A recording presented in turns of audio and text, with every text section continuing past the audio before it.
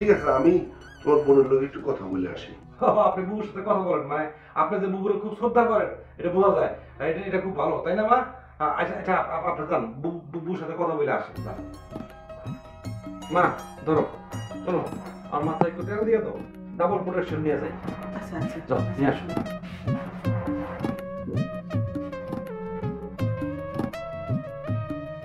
শান্তা, শান্তা কই?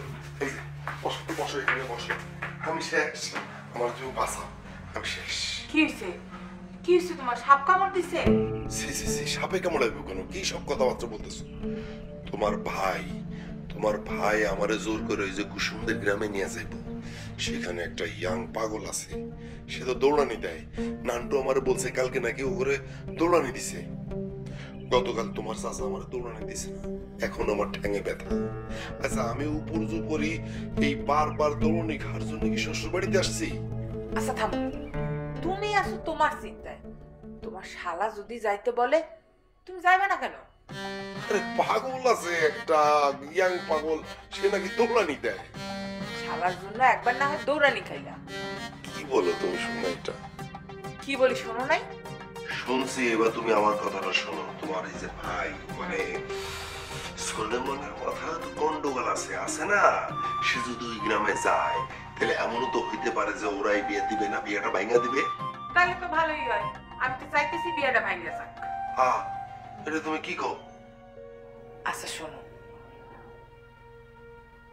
আমি ভাইবা দেখছি, এখন যদি বাবা সোলেমানরে বিয়া দেয় তাহলে ওই বউ হয়ে যাইব আব্বার সবচেয়ে আদরের। আব্বার এত সহায় সম্পত্তি সব হয়ে যাবে সুলাইমানের।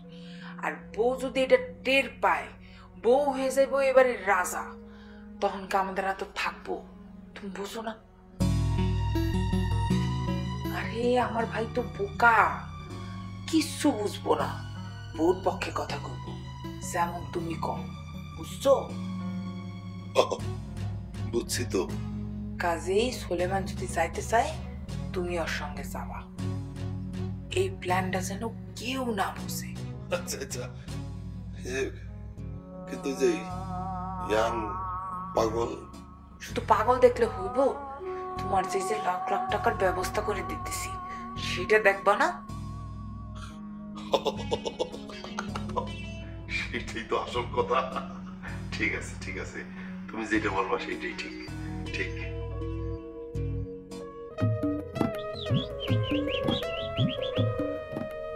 স্যার আসসালামু আলাইকুম। ওয়ালাইকুম সালাম। কুসুম, কি অবস্থা? কেমন আছো? ভালো আছো? স্যার আপনার লগে আমার অনেক একটা জরুরি কথা ছিল। কি কথা বললে? ভালো। স্যার আপনি তো জানেনই যে আপার বিয়ে ঠিক হয়ে গেছে। বাড়ির মধ্যে অনেক কাজ কাম, আমি এই কয়দিন স্কুল আইতে পারতাম না, বাইরে থাকা লাগবো। ও কাজ করে যে কত উল্টায় ফেলাইতেছে স্যার। না না, শোনো, তোমাকে একটা কথা বলি। এসব প্রোগ্রামে এরকম কাজ অনেক থাকে ঘরে বাড়িতে, কিন্তু স্কুল কামাই দেওয়া যাবে না। ফাঁকে হইলেও চেষ্টা করতে হবে স্কুলে যাওয়ার জন্য, ঠিক আছে? আপা আমি যাই, যাই শাড়িটা গুছাই। হ্যাঁ, ও কি খবরের কথা বললে গেছে? না হই যে আমার বিয়ার শাড়িটা আমি নিজেই বলছিলাম তো ওইটাই গুছাইবো আর কি। হ্যাঁ, এই কথা আমি শুনছি যে তোমার বিয়ে শাড়ি তুমি নিজেই বানাইতেছো, এবং আরেকটা কথা শোনার পরে আমার মনটা খুব খারাপ হয়েছে এবং আমি খুব কষ্ট পেয়েছি কুসুম। কি কথা স্যার? এই যে মানে তোমার মতো একটা শিক্ষিত মেয়ে, তোমার মতো একটা সুন্দর দেখতে মেয়ের যদি বিয়ে হয় যৌতুক দিয়া, তোমার বিয়ে করতে হইবে, তোমাকে যৌতুক দিয়ে বিয়ে বইতে হবে, এটা আমি শোনার পরে খুব আহত হয়েছি, খুব কষ্ট পেয়েছি। আপনি কেমনে জানলেন? শুধু তো আমি না কুসুম, এই গ্রামের কোন লোকটা এদের জানে না? প্রত্যেকটা লোকই জানে। এবং এই বিষয়ে তোমার বাবার সাথে যখন আমি কথা বলতে গেছি, তোমার বাবা এই বিষয়ে আমার সাথে খুব ভালোভাবে কোনো কথা বলে নাই। এটা তো কোনোভাবেই ঠিক না, যৌতুক নেওয়া এবং দেওয়া দুইটাই অপরাধ। এবং আমি একজন মাস্টার হিসেবে আমি শূন্য কথাটা খুবই অবাক হয়েছি কুসুম। কিন্তু আমি তো এসবের কিছুই জানি না। আমার তাই ধারণা ছিল কুসুম, তুমি যদি এই জিনিসটা জানতে তাহলে নিশ্চয়ই তুমি এরকম একটা ছেলের সাথে বিবাহ বসার জন্য জীবনও রাজি হইতে না, এটা আমার বিশ্বাস ছিল। আচ্ছা ছেলের দোষ দেন কেন? এমনও তো হইতে পারে সেও কিছু জানে না।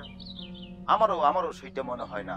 তোমার মতো একটা শিক্ষিত সুন্দরী মেয়ের বিয়ে দেওয়ার সময় যৌতুক দিতে হইবে আর তুমি সেটা রাজি হইবা যৌতুক দিয়ে বিয়ে বসার জন্য, এটা শোনার পরে আমি খুবই অবাক হইতাম। তীব্র প্রতিবাদ জানাইছি, আমি মাস্টার হিসেবে তীব্র প্রতিবাদ জানাই।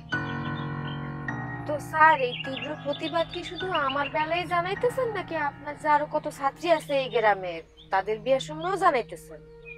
হ্যাঁ কুসুম, তোমাকে বলতে হইবে, আমি